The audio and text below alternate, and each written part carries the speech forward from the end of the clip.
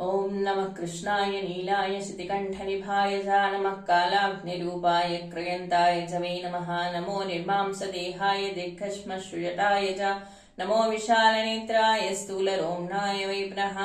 नमो दीर्घाय शुष्काय कालदंश्र नमोऽस्तु ते। नमो नीलजीमूतकायाय नीलोत्पलनिभाय च नमोऽस्तु घोराय रौद्राय भीषणाय कराळिने। नमस्ते सर्वभक्षाय बलीमुख नमोऽस्तु ते।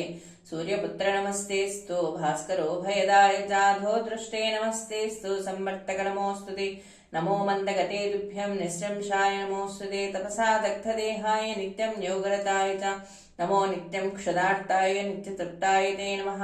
ज्ञानचक्षुर्नमस्तेस्तु कश्यपात्मजसूनवे तुष्टो ददासि वै राज्यं दृष्टो हरसि दक्षिणात् देवासुरमनुष्याश्च सिद्धविद्याधरोरगा त्वया विलकिताः सर्वे नाशं यान्ति समूलतः। प्रसादं कुरु मे देवपरारूढं पागता इति श्रीपद्मपुराणगतश्रीस्तोत्रं सम्पूर्णम्। ॐ नमस्ते गोणसंस्थाय पिङ्गळाय नमोऽस्तु ते। नमस्ते भद्ररूपाय कृष्णाय च नमोऽस्तु ते। नमस्ते रौद्रदेहाय नमस्ते चान्तकाय च नमस्ते यमसंज्ञाय नमस्ते सौर्ये विभो नमस्ते मन्दरूपाय शरैश्चर नमोऽस्तु ते। प्रसादं कुरु मे देवावरारूढं पागता प्रसादं कुरु देवेश दीनस्य प्रणतस्य च।